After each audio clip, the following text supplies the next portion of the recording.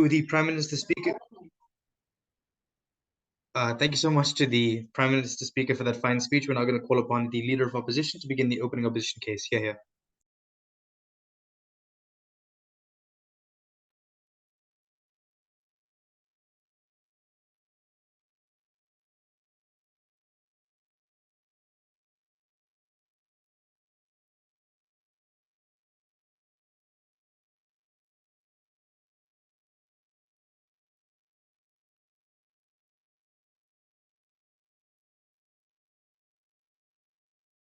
Okay. Sorry. You can raise your hand or you can type in the chat. I would say better off raising your hand. Okay. That being said,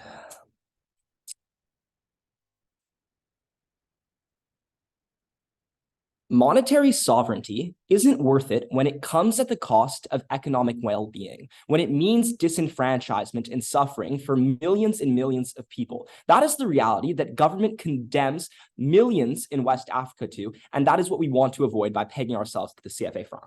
So a couple of things in this speech. First, I'm going to explain why this is economically devastating in the short term, and second of all, why this long-term leads to economic disaster for these countries. First of all, I want to respond to a few things that are made in the OG case. First of all, the claim is that these are experts. Now, I want to point out that irrespective of whether or not these are experts, taking them at their best, your certainty over whether or not your policies are going to lead to positive economic outcomes is relatively minimal in that A, running an economy is probably quite hard in new circumstances where you maybe don't have a lot of experience running a Western African country's economy. But second, in many cases, appeasing a leader in an environment where coups are very frequent is a lot easier way to establish job security than is making sure that you keep the economy performing at an uncertain level. The second thing I want to talk about is their claim on why it's the case that you need interest rate control. Now, the first thing is this is contingent on your ability to properly control your interest rate going forward, which is not easy and dependent on a lot of political machinations that they don't prove happen. But second of all, the Western African countries that we're talking about are just super tied to the global economy. So these are really marginal differences in interest rates that they're fighting for, because the reality was when COVID hit the world, it hit Western Africa as much as it did Europe. And for that reason, when quantitative measures were taken to change interest rates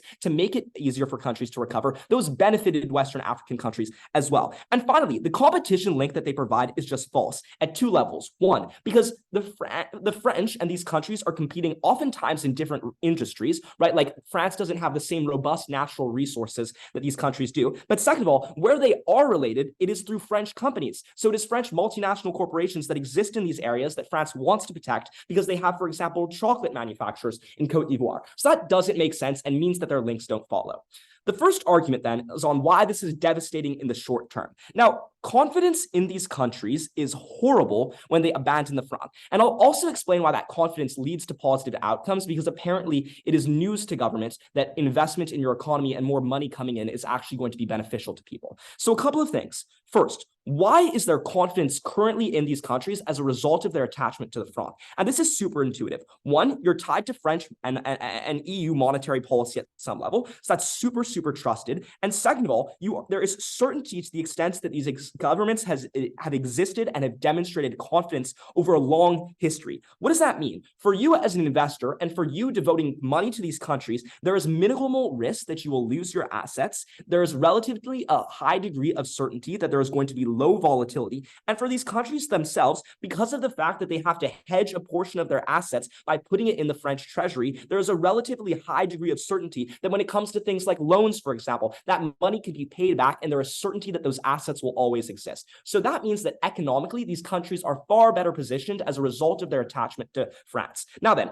why does faith decrease in their world? The first thing is that there is just an incredibly poor history of government performance. This is at two levels. One, it's the fact that these countries have never operated in a lot of instances their own central banks, their own fiscal policy and monetary policy. But second of all, these are just conflict-rife areas where there's a lot of conflict and there are a lot of issues in the government itself. But second of all, and I really want to expand on this, these countries are in some of the most conflict-rich areas in the world.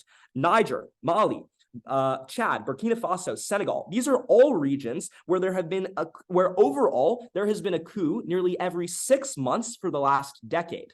That is a lot of government change. The Sahel is the most conflict-rich area in the world. There is the most amount of terrorism here. It's roughly responsible for about 48% of terrorist deaths in the world right now. This is where there is the most conflict, period, in the entire world. So to suggest that a currency developing in each of these countries is going to somehow lead to a strong currency where you can actually buy things is insane. This is the last place you want to start your own currency, right? The CRA franc. Oh, no, sorry, excuse me. The Central African Republic, for example, as well, is literally where like the Wagner group basically controls that government. So that means that this is like hugely, like faith is going to be very low. Why is this bad? One, there's a loss of investment into governments. So otherwise businesses could hedge. Why is investment good? One, it produces jobs. Two, it allows companies to develop monetary coffers. So natural resources is how you're going to grow in these areas. Money turns into salaries and consumers end up being a like actual consumer base. So that leads to growth. Second, more importantly, the currency will be super weak because of all these concerns. So you won't be able to buy things. You won't be able to borrow money for debt. This looks like Zimbabwe, where the current exchange rate is 1 to 100,000 relative to the US dollar. Second argument on why this is long-term leads to economic disaster. And I want to point out here that the CFA prevents fiscally devastating policies in a few ways. First, closing government. Go. If the euro is relatively more expensive currency, won't it be more expensive for investors from foreign countries to invest and thereby a lower payoff than, say, countries in Southeast Asia or But it's worth it because there are a lot of natural resources to be exploited here as compared to Southeast Asia, but it's a lot more stable, and that's the comparative that we now get to benefit from. The central bank will be weak here. There is no history of performance. Someone not particularly competent is likely to step in, either because of through coups, it's like the president's brother or something, or it's like Milton Friedman stepping into Argentina and telling Peron that he can do whatever the fuck he wants so long as it's neoliberal. These are bad incentives, but leaders have bad incentives too. They have incentives to steal money, for example, because of minimal accountability checks under government.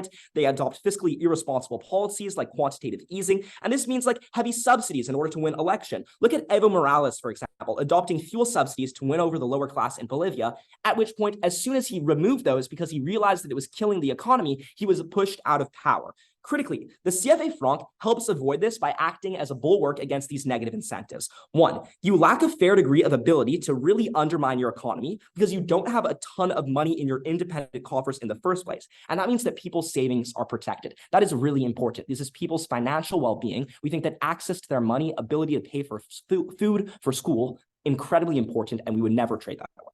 Second, there's just a lot of inertia in these government systems. So to shift to something as radical as adopting your own currency is extremely politically unlikely, not likely to be proposed in the first place. Third, leaders just don't want to do this. Their own savings they are better protected under the CFA system, so they don't want to shift off. But fourthly, it is just very politically messy. There are lots of countries in this system that are currently subscribed to the same currency. That means that the transaction costs of trade are remarkably low. Their ability to cooperate and enter into economic partnerships together is much easier, which is important for partners that are literally like share borders. For this reason, it is very unlikely that people shift from this currency when they are sharing the same common one. People's economic safety is therefore destroyed in the world of government. This is what we protect. This is the enfranchisement we protect. For that reason, oppose.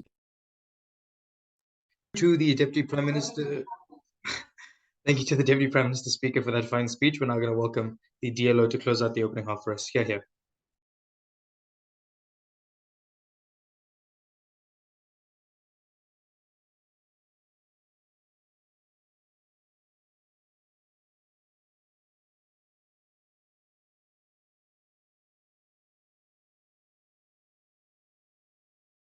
I take POIs visually, so please turn on your cameras and wave. I'll take one from CG. And the second thing is I generally prefer it when people have their cameras in, judges, observers, debaters. And also don't type anything in the chat, like no timestamps, nothing. Okay.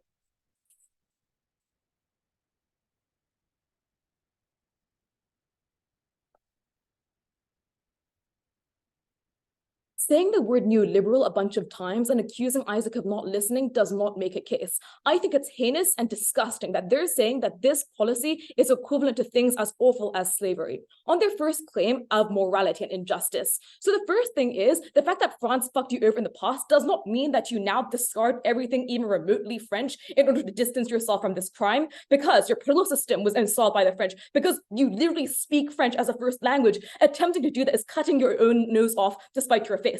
Number two, yeah, sure, sovereignty is good. And it would be bad if France were imposing this currency onto these countries. But these are governments that are opting into the CFA franc and could hypothetically opt out on their side, but are choosing not to do so because it'd be a fucking terrible idea.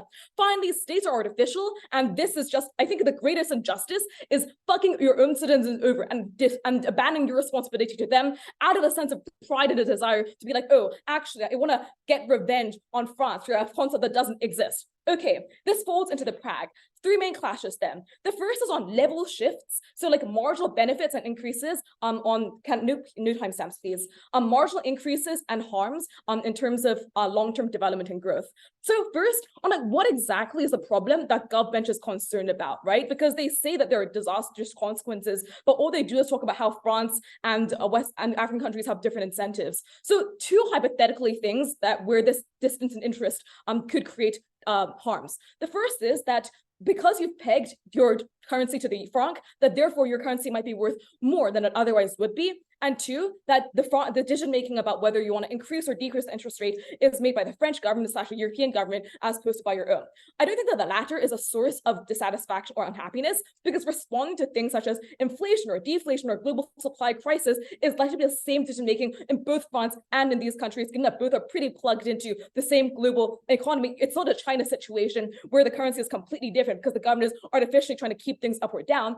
And then this therefore just boils down into, is it really that bad if your currency is worth more because you pegged it to the euro? I just don't think that's true for a few reasons. The first is like, yeah, sure, it costs more for it costs more to export your own things, but it also becomes much cheaper to import goods from other developing countries, which is really good if they want African countries to move from primarily exporting and being export oriented and giving raw materials to turning raw materials from themselves, from other countries, into secondary goods, industrialized goods. I think making it relatively more profitable for that to happen is a great way to develop. But the second main thing I have is I just don't think it's the case that people are investing in these countries because the currency is relatively cheap or relatively expensive.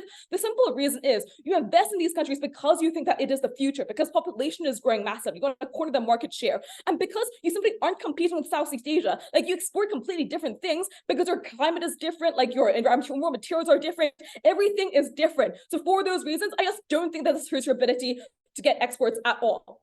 They had no response whatsoever to Isaac's analysis about why it's actually a huge edge in terms of your long-term development if you all share the same currency, because it brings like transition costs from trading from one country to another within this union to zero, right? As opposed to if you want to sell things to a Niger and you're in Burkina Faso or something, actually having to convert from one currency to a next, because that means that for every single transaction you make, you have to give a huge cut of that to a middleman. This is much more important than the relative expensive or cheapness of your currency, because the fellow neighboring countries are the ones that you trade with the most. And because this is just a cost that exists unilaterally and no one is benefiting relatively more or less from this, I think this is much more important. If it applies to a far larger number of transactions, you lose tons of money on their side, where we think that on the long term, keeping the same currency has massive growth. Second main clash then is about whether or not these countries are able to maintain good monetary policy, because this is all contingent on the governments picking the right monetary policy in the first place that they don't prove whatsoever. Isaac explains to you why political instability is high and where there's just a pragmatic common sense interest for lots of politicians to artificially inflate the currency because they want to be able to hand out QE immediately before their election, for example, or simply because they don't have a good understanding of interest rates and think that it's evil, for example, a la Turkey, for example. Like, we do not want a repeat of Turkey, of Zimbabwe, of Venezuela, in which your currency goes to zero, where people lose all of their savings, where it's impossible to buy or sell goods, and you're revert to a barter economy because your currency is worth shit. And I think that there's no response whatsoever on why that's likely. I just want to reiterate that it's incredibly valuable to keep the CFA because, one, it's an incredibly valuable system that lots of countries mutually benefit from, and some countries check others to make sure that none of them leaves the currency leaves the union, because it's the fact that even if it's the case that monetary policy is constrained, this really limits the number of things that a corrupt politician might be able to do to the currency in the long term. Because even if they steal money from the from the reserves, that a large part of it is still kept in reserve because it's locked into France. The point of having reserves isn't, oh, I guess I just can't use some of my money. It's money that just shouldn't be used, because it's the guarantee of your currency's value that makes it possible for you to fucking borrow. It's a terrible idea that Gov has, that they want to burn through these reserves because they want to spend their money on like welfare all of a sudden. Like, these countries don't have penetration into the vast countryside. They have no tax base. Welfare is secondary. We want as much investment as possible. CG. Insofar as all of these African countries largely have the same comparative advantage in labor and natural resources, why is inter-African trade so valuable insofar as they're competitors, and this is not going to necessarily help them decrease their trade deficit? That's true. No, that's a lie. Pick up a map, read a book, look at the differences between these regions.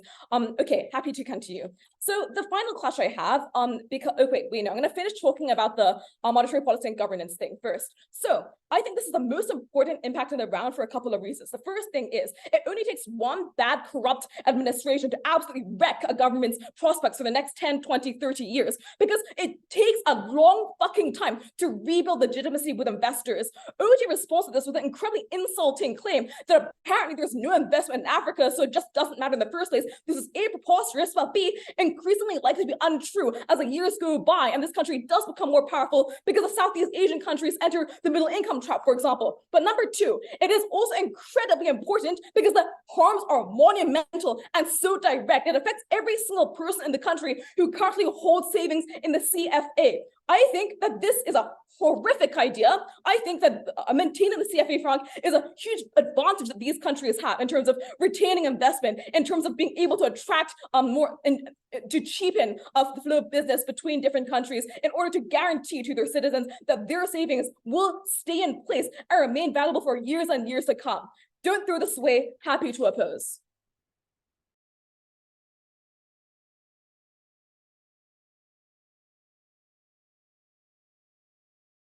All right. Thank you so much to the DLO speaker for that fine speech. We're now going to pass it to the closing government and the member of government speaker to continue the debate for us. Yeah. Great. Can you see and hear me like this? I can indeed. Okay, amazing. Thank you.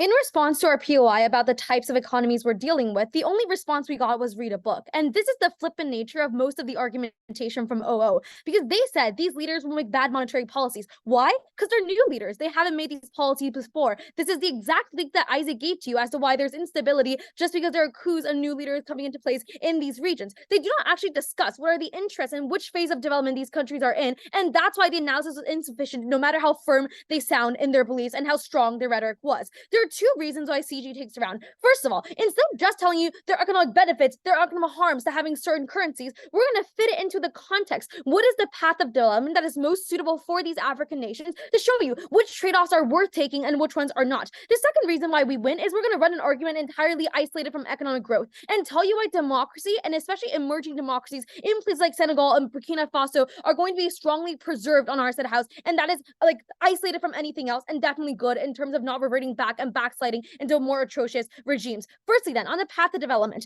because this is the deadlock from opening, they tell you the goods and bad sides of having this currency pegged to the EU or not. Like on one hand, they say you can devalue the currency, which is good, and they talk about transaction costs. Like obviously, every single kind of like currency has its upsides and downsides. Neither of that analysis was enough. The only way to evaluate is if one team explains to you what is the path of development, which stage are they at, and which thing is more valuable. And the second thing is like OG just doesn't do a lot of explicit comparison to OO's mechanisms, and argumentation will do so in a few ways. Let's first look at what OO is saying. They focus on the transaction costs being lower, but this does not matter because these are not economies with strong consuming powers. What's going to give money to these countries when they're exporting and they're selling these goods if they're like big bucks coming from populations with a lot of spending power? So yeah, actually want to sell to places like China, you want to sell to places like the US or even Europe instead of like intra-Africa trade, because that is very small, given most people are producing these goods and trying to save money in these cases. So like transaction costs, sure, we can concede transaction costs will go slightly up on our side, but what you get is the ability to devalue so that your goods are cheaper compared to like Vietnam's goods when in the eyes of a US consumer, so that the US will also buy a portion of goods from Africa instead of just from Vietnam and other nations like that. The second thing they say is investors like stability, and that's exactly why they're going to go for these countries on their side of house. Like, let's just look at this logic. That's the extent of the analysis. Most of what O talks about is non-unique, about how natural resources are very luring and they want to come into these countries to exploit that. That exists on either side. But what's better is that on our side of house, when the government goes into a bilateral meeting, they can actually have the ability to make deals. They'll tell you our monetary policy will look like this when they have these like politician one-on-one bilateral meetings, versus literally this government cannot make any deals right now because all of the policies are pegged to the Eurozone. It is not dependent on them, and they don't have the ability to promise this is what's going to happen. So if anything, investors get more stability and promises on our side, because in those bilateral meetings, when they're talking to the regime in power for at least the next few years, they're able to make these agreements and deals. This is why like Vietnam and Bangladesh receives more investors compared to like China and the Eurozone, even if those nations are technically more stable, because of two things. One, they can devalue the currency, so everything is cheaper, and so when you go in and buy machinery and buy human capital in these investments, it's actually more worthy because the initial cost is lower. And two, because these backdoor table, like these agreements exist and they don't have any ability to make those agreements on their side. Thirdly, what CG wants to forward is something very unique about why prices will immediately go down on our side of house. Because how does pegging to a different currency works? It works by you buying and selling lots of foreign currency so that the ratio is remain constant and the same. The issue with buying lots of foreign currency in times to keep this consistent is that you have more money in your reserve and therefore more foreign currency and more money in your monetary market, and prices will go up because there's just more money circulating in your country's economic system because you're trying to peg and maintain this rate. This means there's acute jumps in food prices, as we've observed in the past in Central and Western Africa, because of their like need to continue pegging, and they have to buy this additional foreign currency. This is like a priority. Anything XK is saying about protecting people's savings, because food price inflation hurts those who are at the worst, and it happens very acutely when you're trying to maintain how the pegging rates and stuff like that. So if anything, this is way more important and hurts more vulnerable people. I just want to note, it's extremely paternalistic for O to just say, because these are new leaders, they will make bad policies. And OG also just asserts that we want them to be able to make their monetary policies, but doesn't exist why they will explain why they'll make good monetary policies. The real reason is very, very simple. It's just these countries are at the beginning of their development. They're in the phase where they're transforming from natural resources towards like manufacturing economies and stuff like that. It's just, there's a clear answer. Like, you just want more investors to come in. You want to like lower prices. You want to be more competitive export-wise. So no matter if it's like a new democracy, a new leader, or like even in situations where there's a rapid regime switch, they all want to move towards manufacturing. In the beginning, there aren't that many complications because all we want to do is move away from natural resources. The path is very, very clear. In which case, like, it is just, regardless of what they said about political instability, the monetary policy path is clear. And no matter what kind of regime you are, you want your country's economy to be strong, so you're more powerful. So that is aligned. But before I move on to democracy, I'll take a point from, sure.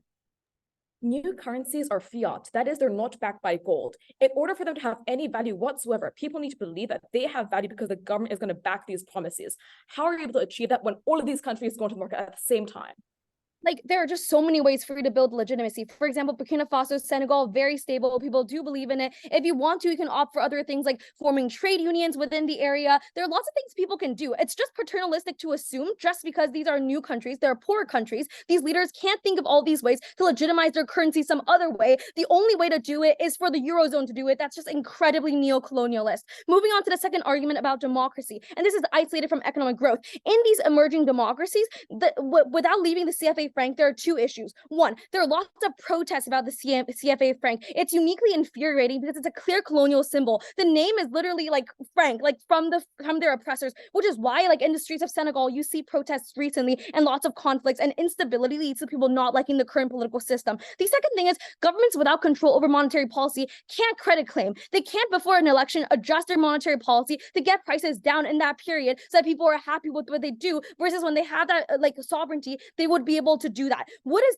this mean? This means that if OO is concerned about instability or democratic backsliding or going into like more abusive systems, when there's instability and protests on the streets every day, when governments can't say, look, democracy is doing good things, my party is literally lowering prices for you, we have this control and this capacity to give you a better life, that's when people lose faith in the system, that its democracy is working, because they see conflict out there on the streets and they see that the government is unable to deliver on economic promises. Versus when we reaffirm that a government has these measures and can use these measures, it actually ensures that these new democracies are more stable in this way. This is good because like if there's a democracy, it just attracts more investors when they think there's fair, there's like the rule of law, but there are also immediate benefits as the people's like human rights, and also just living in a more stable system is good. This debate is not just about this is good, this is bad, but showing you contextually what matters. We're so proud to propose. Thank you to the Member of Government Speaker for that fine speech. We're now going to move to welcome the Member of Opposition Speaker to begin the CO side. Here.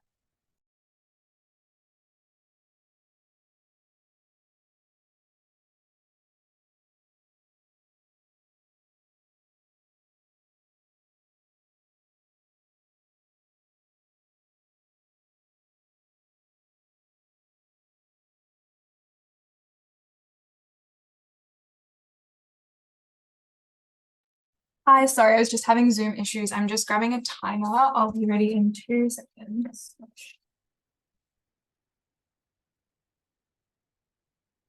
Also, POIs in chat, please. Please don't unmute yourself or wave at me. I probably will not notice. So just pop them in the chat.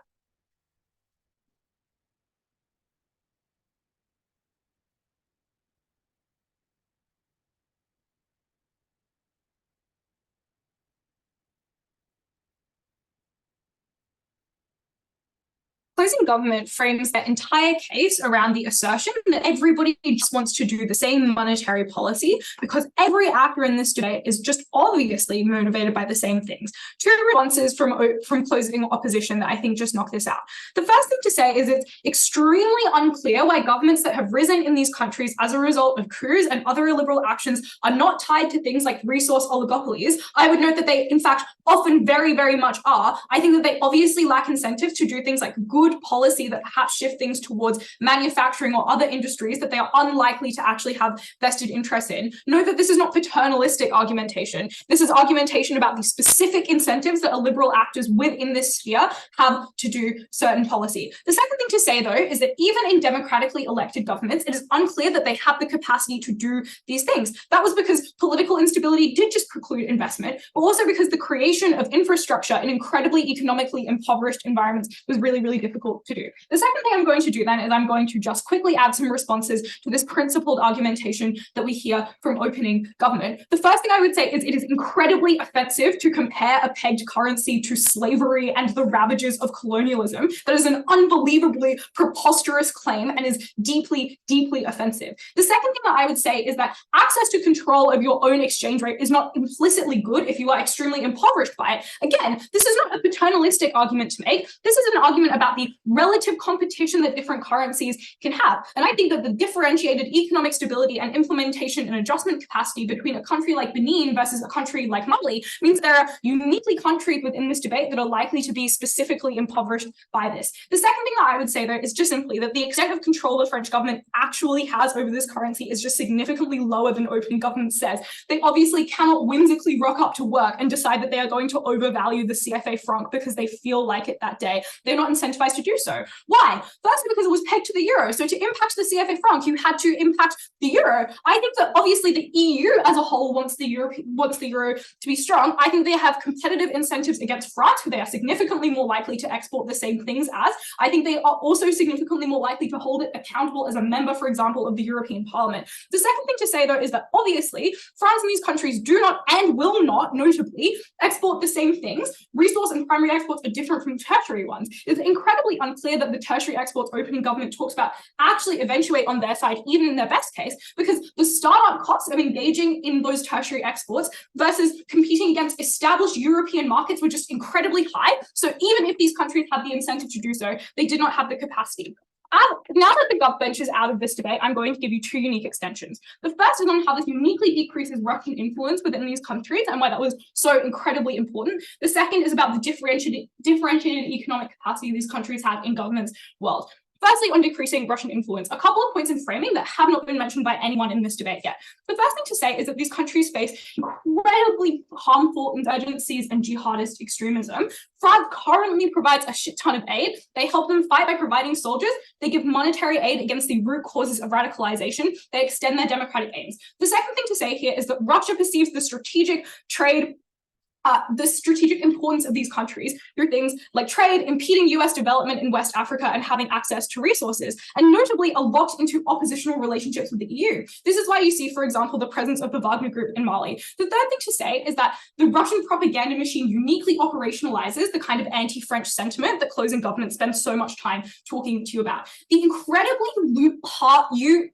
incredibly large relevance of this in this debate panel is that at this specific juncture, noting that this is a debate about doing this right now, the impact of distancing yourself from the West as Central Africa and the discursive impact that it had engendered significantly greater Russian influence. Why? Firstly, why did this distance you from the rest? The first thing to say is that the reserves in the French treasury necessitated some kind of bilateral relationship between France and these countries. The second thing to say, though, was that it created a reverse incentive to ensure economic stability. That is to say, France was likely using your reserves, so it had an incentive to ensure that your economy continued to be healthy. The third thing to say is that the type of propaganda that is embedded by Russia is viscerally anti-French. This is why you get protesting out of embassies and why you get burning flags. Perhaps this is legitimate, but note that this is always co-opted in service of a worse alternative. Why was that? The first thing to say here is that if we take government at their absolute best and France only has a profiteering incentive, then removing the CFA franc means that they are incredibly likely to also do things like withdraw aid and investment because they perceive their relative gain as being lower.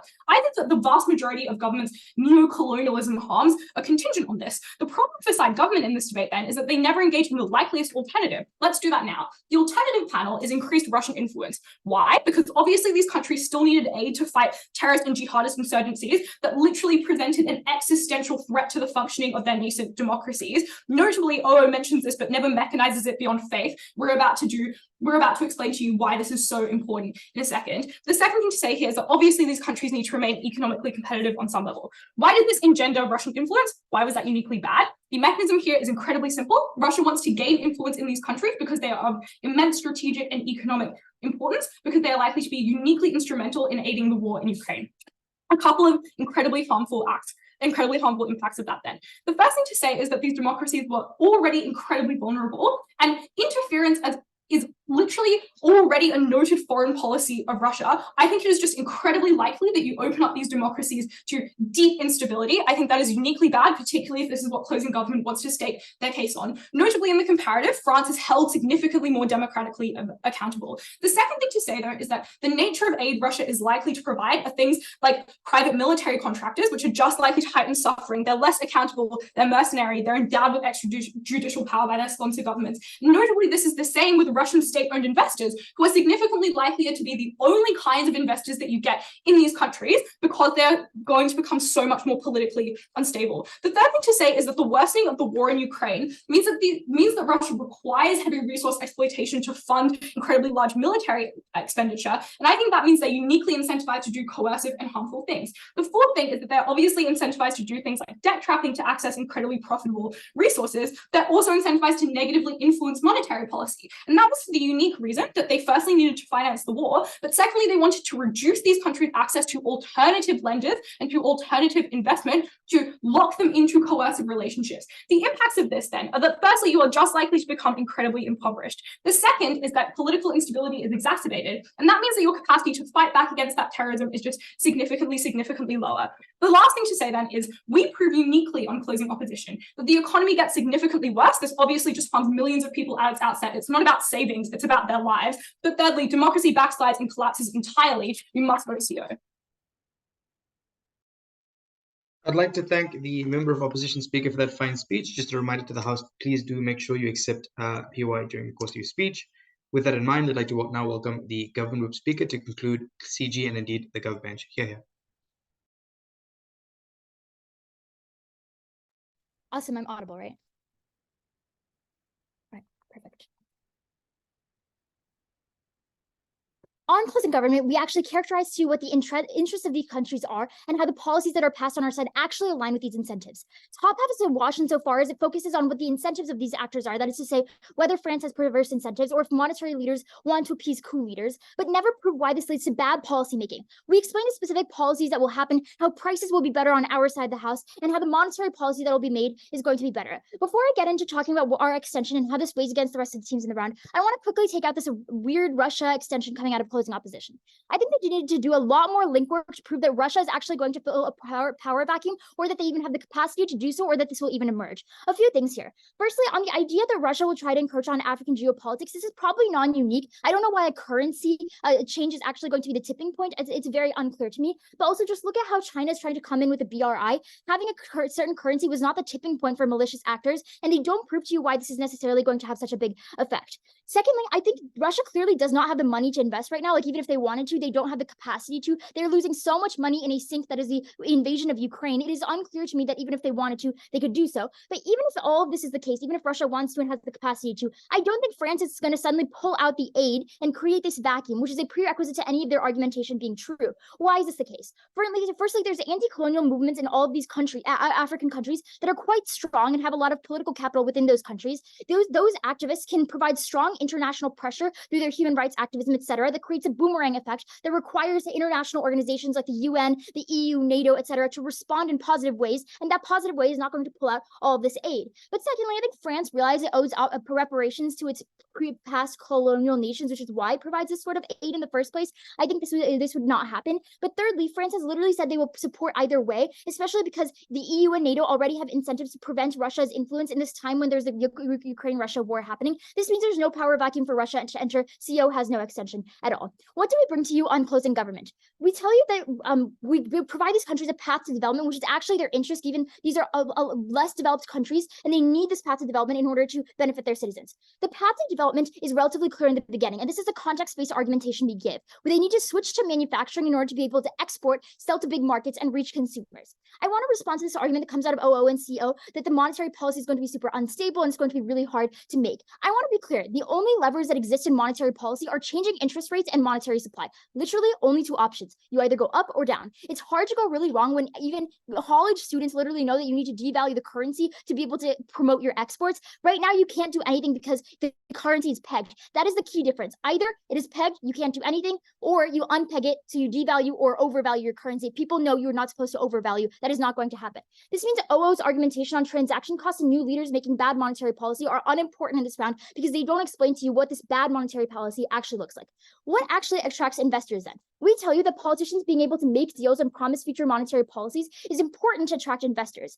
Devaluing currency to make investment in machinery and human capital very cheap is important because it makes them more competitive with Southeast Asia. I want to highlight this response that I got to my POI to the leader of opposition. Isaac literally agreed with me that investment in these countries is more expensive with the euro because the euro is more pricey than currencies in, say, Southeast Asia and South Asia. If this is the case, if it's worth it either way, as he says it in his response, because these countries are natural resource rich, then the currency change is not going to be a high enough barrier for investors to pull out. If anything, the payoff is going to be higher now since it's cheaper to buy the currency, it's cheaper to invest in these countries since the currency is cheaper. Their argument that strong currencies resulting from pegs makes imports cheaper is awful because that increases the trade deficit for these countries and worsens inflation. So it actually feeds into the argumentation we give you about why prices are going to be more stable on our side. So at best, the argumentation coming out of OO about investment is a wash, but most likely investment is actually going to increase on our side when it is cheaper and the payoff is higher. Finally, on prices, I think this is unique in this round and is a unique extension coming out of closing government that gets absolutely no engagement from closing opposition.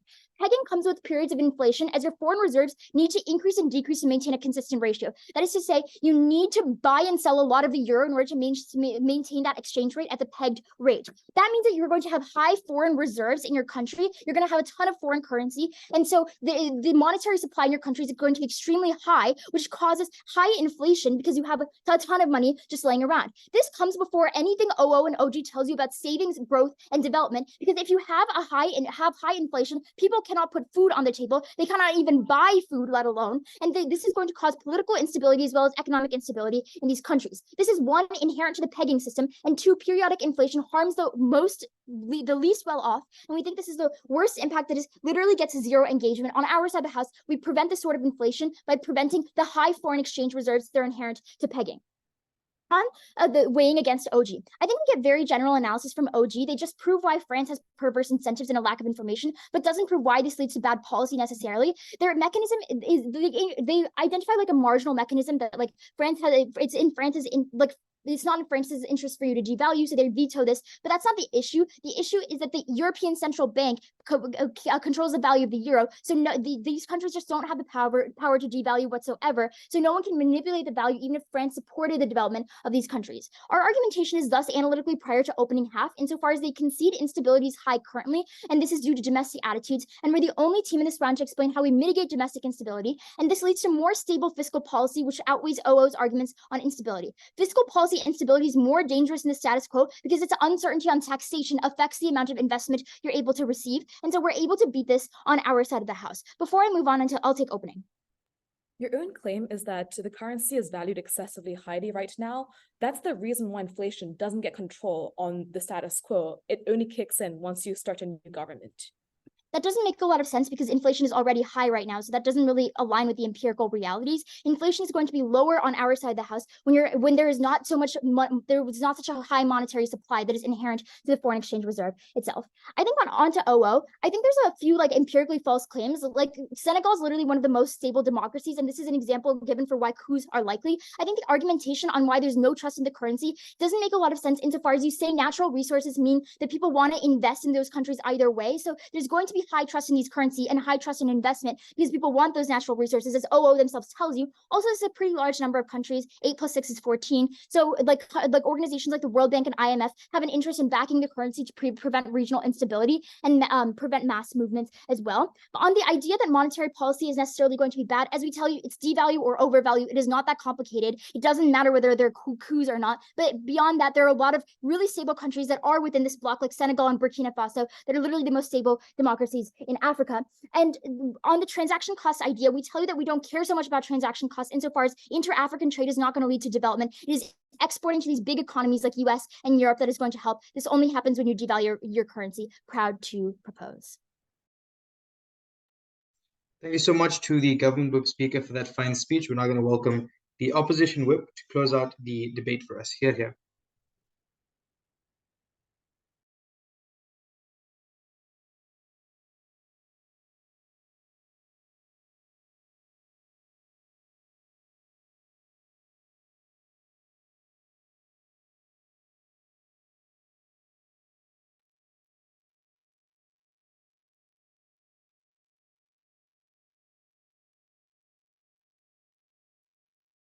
Okay. Timer up. POIs in the chat.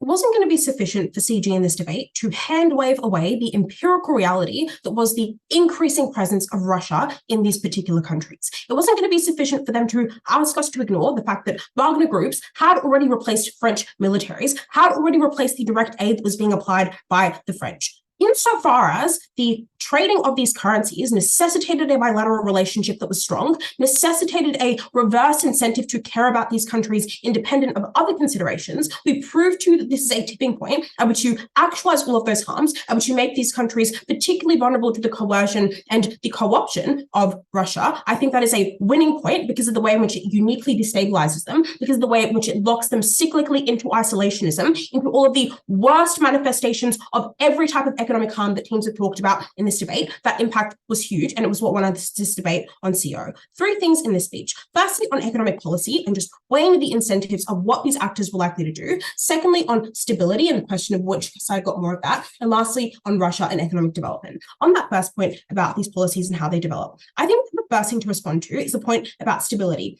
I think that there's unique reasons under our side of the house why we just tell you that you have a shift comparative to our opening. We think that the first thing to say here is the fact that the point at which now people perceive there to be instability wasn't actually contingent on what these actors did. It wasn't contingent on how competent the managers were. We think that the very shift away from French, the very shift away from these types of currency, presented a type of precarity that was likely to be particularly bad to investors. That was the fact that they did not perceive you as having the capacity to do that. I think the crucial implication that has on this debate then is that we, prior to proving that the incentives of these governments are to be bad fiscal managers or bad monetary managers, proved to that the very implementation of this policy and the risk that is incurred from doing that means that they are likely to incur the negative signaling impacts of instability. That is important because it gets us up over our opening. That's also important because it is primary and it precludes you from doing other things that all teams say you need to do. That was having a strong government that was able to facilitate that. You are prior weakened by the very implementation of this in a way that was independent of other teams' arguments. The second thing to say is in response to the point about devaluing the currency and why that was a necessary thing to do that you couldn't do anymore. I would just note firstly in weighing the primacy of our arguments and the primacy of arguments that exist on the opposition bench, which is to say that you structurally imperil these countries in a way that means that, I don't think that the capacity for you to make differences in that currency was going to be particularly important if you had other economic harms such as huge amounts of quantitative easing that were irresponsible, huge amounts of inflation because they couldn't manage those things properly, decreased foreign investment because they perceived there to be higher risk. But I think the second thing to say is that being able to leverage those kind of different trades, devaluing in currency, oftentimes relied on a very unique capacity to be tenuous with that management. At best, government team in this debate proves to you that they do this in a responsible manner. The capacity to prove that they do it in a very tenuous manner that allows them to specify for particular industries, note the fact that they had different competitive incentives in different industries, to have that degree of nuance and that degree of specification was a burden they never mechanized in this debate. At best, they get away with proving that they do this on a bare level of responsibility. The third thing to say is in response to the argument about the IMF coming in and having incentives to help this. I just think this is really, really concessionary for them, right? When you take into consideration that institutions like the IMF and the World Bank, the constituents were members of the European Union and French people, I don't understand why in that particular instance, the incentive manifests to we want to be really great and help these countries. And in the instance where it's just the European Union and the French, the interest manifests in terms of wanting to imperil them and destabilize them. I think they need to decide what exactly the West wants from these countries. I don't think they get to call in the IMF as a Hail Mary and surprise the constituents of the IMF are the same individuals they try to characterize to do terrible things to these countries. Next, on the central bank and why it is that they're likely to make bad decisions structurally. I think there are a couple of unique things to add on this in responses to closing. I think the first thing to say is that they have exigent considerations like war and insurgencies that mean that the time horizon for their decisions are structurally shorter.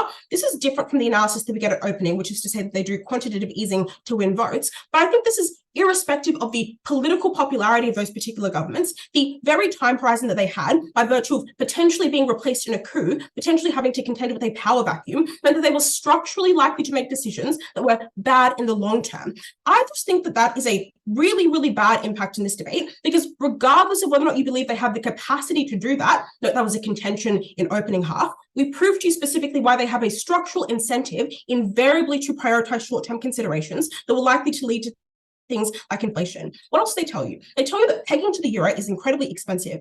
I just think the first response here is to say that obviously the necessity for you to buy currency to keep up with the reserve was hinged on the variability of currency like the euro. Insofar as we prove that that is a more stable alternative to the one that you currently have, presumably you have to do things like buying and selling less because that one was stable. Yours was incredibly floating. I think if they want to say that they wanted to do things like devaluing the currency for particular industries and sectors so that they could maximize their benefits and competitive advantages, you probably had to buy and sell a lot under your side of the house too. But I just think secondly, if you want to weigh on the issue of inflation, just compare the you have to buy and sell currency and some of your reserves are tied up to the literal structural reasons that exist all down the op bench for why structurally they're likely to be particularly bad economic managers in these situations, why they're likely to prioritize short-term incentives. What does they tell you about monetary sovereignty? Just dealing with this issue very, very quickly.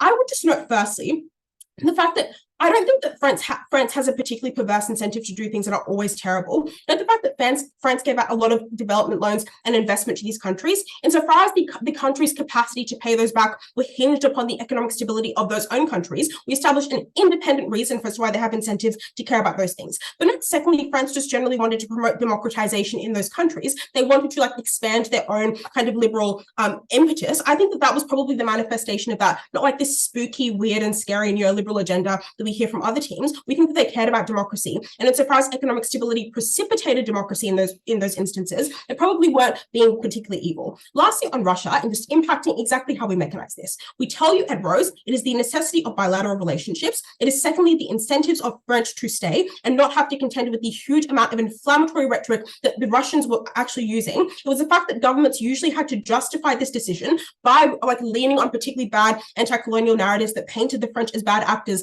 That was why you couldn't have French boots on the ground, because if you said that the French were fundamentally evil neo-colonial actors, it looked pretty sketchy when they were helping you fight a war. I think that thirdly, it was the fact that Russia obviously had an incentive because of the geopolitical strategic nature of these countries to go in there. It was the fact that they wanted to establish trade corridors. It was the fact that they wanted to have allies. They wanted to have greater prominence in institutions like the African Union. We proved to you that France has an incentive to stay only at the point at which they can have this increased control, only at the point at which they can control development and ensure there is stability in those countries. You shift it for Russia, you literally destabilize these countries, you lock them into isolationism.